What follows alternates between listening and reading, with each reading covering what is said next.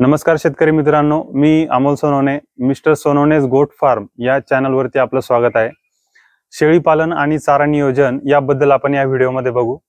नवीन शेळी पालकाला चारा नियोजन करणं का गरजेचं आहे हे जर बघायला गेलं, ज्यावेळी शेळी पालक शेळी पालनात उतरतो त्यावेळी संपूर्ण चारा जर बाहेरून विकत घेण्याची वेळ आली तर त्याला आवश्यकतेपेक्षा जास्त किंमत मोजावी लागते।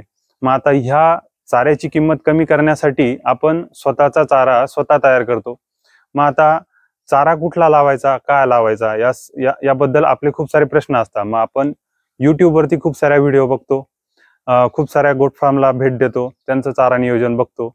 आता बघायला गेलं तर भौगोलिक परिस्थितीनुसार काही ठिकाणी पाणी अवेलेबल आहे, काही ठिकाणी पाण्याची कमतरता आहे। मग ज्या शेतकऱ्याला जमीन आणि पाणी मुबलक प्रमाणात आहे त्याला चाऱ्याच्या खूप साऱ्या व्हरायटी टिकून ठेवणं शक्य आहे। पण ज्या ठिकाणी उन्हाळ्यामध्ये पाण्याची कमतरता आहे त्या ठिकाणी जर बघायला गेलं तर ॲव्हरेज देणारे चारे लावणं गरजेचं आहे। आता हे ॲव्हरेज देणारे चारे म्हणजे कोणते? जर शेळी पालनात आपण बघायला गेलो तर मेथी घास, दशरथ घास, शेवरी, सुबाबूळ, हदगा आणि नेपियर ग्रास यासारख्या चाऱ्यांचा आपण समावेश करून घेतो। आता मेथी घास हा शेळी पालनामध्ये मुख्य मानला जाणारा चारा आहे, हा असणं आवश्यक आहे। मग आता त्या व्यतिरिक्त जर नेपियर ग्रास म्हणजे मल्टी कटिंग चाऱ्यांचा जर विचार केला तर नेपियर ग्रासमध्ये super napier, smart napier, red napier आणि यासारख्या अशा खूप साऱ्या चाऱ्यांचा समावेश जर आपण केला तर कमी जागेमध्ये जास्त चारा तयार करण्यासाठी म्हणजे जास्त ॲव्हरेज देणारा चारा आपण तयार करू शकतो।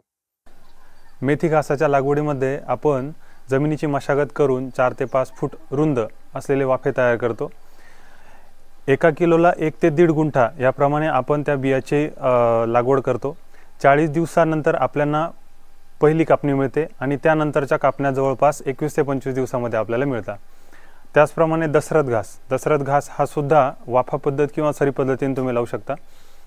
मग यामध्ये आपल्याला 3 ते 4 गुंठे प्रति किलो याप्रमाणे आपण त्याचे प्रमाण ठेवतो। आता या दशरथ घासाची पहिली कापणी जवळपास 60 दिवसामध्ये येते।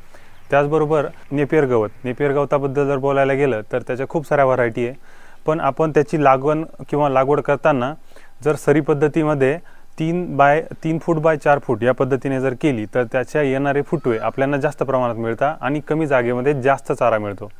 मग आता या नेपियर गवतामध्ये आपल्याला कुठल्या व्हरायटी लावायची गरज आहे? आपल्या गोट फार्मवर लावलेल्या चाऱ्यांपैकी सुपर नेपियर आणि स्मार्ट नेपियर असे 2 चारे मी लावलेत। आता ह्या सुपर नेपियर आणि स्मार्ट नेपियर मध्ये काय फरक आहे? तर ज्यावेळी मी सुपर नेपियर लावला त्यावेळी त्याची उंची जवळपास 7 ते 8 फुटाच्या वरती आहे आणि त्याची काडी ही जवळपास खूप टणक आहे। मग त्यावेळी काय होतंय की आपल्या शेळ्यांना आपण जो चारा टाकतोय त्यामध्ये वेस्टेज जास्त जाते। आता त्याच्यासोबत मी स्मार्ट नेपियरची लागवड केली तर ही स्मार्ट नेपियरची जी काडी आहे त्याला पानांची संख्या जास्त आहे आणि त्याची जी काडी आहे ती जवळपास सुपर नेपियर पेक्षा जरा नरम आहेत, त्यामुळे शेळ्या जवळपास संपूर्ण काडी खाऊन टाकतात। म्हणजे आपल्या फार्मवरती वेस्टेजचं प्रमाण आपण कमी केलंय। आता बघायला गेलं तर सुपर नेपियर काही वाईट आहे असं पण नाहीये, परंतु आपल्याला जर आपल्या गोट फार्मवरती जर चाऱ्याचं वेस्टेज जर कमी करायचं असेल तर आपल्याला जवळपास काहीतरी खबरदारी घेणं गरजेचं आहे। खूप साऱ्या ठिकाणी गव्हाणींची सोय नसते, मग आता शेळी पालकाला नाईलाज असतो जमिनीवरती चारा टाकणं गरजेचं असतं। मग आता ह्या जमिनीवरती टाकलेल्या चाऱ्यापैकी आपल्या शेळ्या किती चारा खात आहे आणि किती वेस्टेज जात आहे, आपल्याकडे अवेलेबल असलेला चारा आपण जर जवळपास 20 ते 25% जर फेकल्यावर जातोय तर मग आपलं चारा नियोजन कुठं चाललंय हे आपण बघू शकतोय। या वेस्टेजला कंट्रोल करण्यासाठी जर आपण मार्केटमध्ये बघितलं तर आपल्याला खूप साऱ्या अशा स्वस्त किंवा प्लास्टिकचा वापर केलेल्या अशा गव्हाणी भेटू शकतात किंवा आपल्या घरी अवेलेबल असलेले प्लास्टिकचे टब यामध्ये आपण जर त्या चारा योग्य प्रमाणात दिला तर त्याचं वेस्टेज आपण कुठेतरी कमी करू शकतोय। मग आता ह्या सुपर नेपियर आणि स्मार्ट नेपियर या विषयाला बाजूला ठेवून आपण जर बघितलं तर शेवरी, सुबाबूळ, हदगा यांची लागवड सुद्धा आपण सरी पद्धतीने करतो आणि हा सुद्धा एक उत्तम चारा म्हणून शेळी पालनात मानला जातो। मग आता ह्या हिरव्या चाऱ्यासोबत सुका चारा याचं नियोजन जवळपास समांतर आहे असं मला वाटतंय। आता समांतर म्हणजे कसं की हिरवा चारा जेवढ्या प्रमाणात तुम्ही देताय त्याच प्रमाणात आपल्याकडे सुक्या चाऱ्याची सुद्धा साठवणूक असली पाहिजे। म्हणजे सोयाबीनचं भूस, तुरीचं भूस किंवा त्याला आपण कुटार असं म्हणतो किंवा हरभऱ्याचं भूस यासारख्या कोरड्या भुसांचा साठा आपल्याला करून ठेवणं गरजेचं आहे. मग आता सर्वात जास्त याचा वापर आपण पावसाळ्यात करतो, ज्यावेळी कंटिन्यू पाऊस चालू असतो आणि आपल्याला चारा कापून आणणं किंवा शेळ्यांपर्यंत तो चारा टाकणं मुश्किल होतं, किंवा ओल्या चाऱ्याला शेळ्या जास्त खात नाही, त्यावेळी आपण सुक्या चाऱ्याचा जास्त वापर करतो. मग आता हा सुका चारा ऐनवेळी आपल्याला कुठे उपलब्ध होईल याची गॅरंटी नाही. त्यासाठी आपल्याला सीझनमध्ये त्या चाऱ्याची साठवणूक करणं गरजेचं आहे. मग आता सीझनमध्ये साठवणूक करणं म्हणजे काय, जसं की नोव्हेंबर डिसेंबर महिन्यामध्ये किंवा या चालू महिन्यामध्ये आपल्याला सोयाबीनचं भूस हे कुठेही अवेलेबल होऊ शकतं, कुठल्याही शेतकऱ्याकडे अवेलेबल होऊ शकतं. त्या शेतकऱ्याला योग्य ती किंमत देऊन आपण ते भूस आणून साठा करू शकतो. याचबरोबर तुरीचं आणि हरभऱ्याचं भूसही आपण जमा करून जर ठेवलं तर जवळपास पावसाळा हा आपल्याला एक व्यवस्थित प्रकारे घालवता येतो. 20 शेळ्यांचं नियोजन करण्यासाठी आपण जर 1 एकर जमिनीमध्ये चारा लागवड जर करायची ठरली तर याचं प्रमाण काय असं फिक्स नाहीये. पहिलं तर तुमच्याकडे सुक्या चाऱ्याची किती साठवणूक आहे यावरती तुम्ही त्याचं प्रमाण ठरवू शकता. पण एक सरासरी जर आपण पकडायचं म्हटलं तर एक जवळपास 8 ते 10 गुंठे तुमच्याकडे मेथी घास असणं आवश्यक आहे. दशरथ घास जवळपास 5 एक गुंठे आणि 8 ते 10 गुंठे नेपियर गवताची लागवड असणं गरजेचं आहे. सगळ्या गोष्टी आपण बघतोय की ज्या शेतकऱ्यांना पाण्याची कमतरता आहे आणि ज्यांच्याकडे थोडी जमीन आहे यांच्यासाठी आपण जर चारा नियोजन करायचं म्हटलं तर अशा प्रमाणात करू शकतोय. शेळी पालन सुरू करताना आपण काहीतरी टार्गेट ठेवून शेळी पालन सुरू करतो.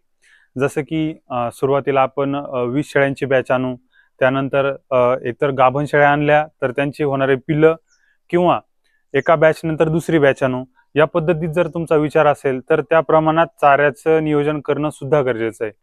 मग आता खूप ठिकाणी अशी परिस्थिती आहे की उन्हाळ्यामध्ये हिरवा चारा अवेलेबल होतच नाही.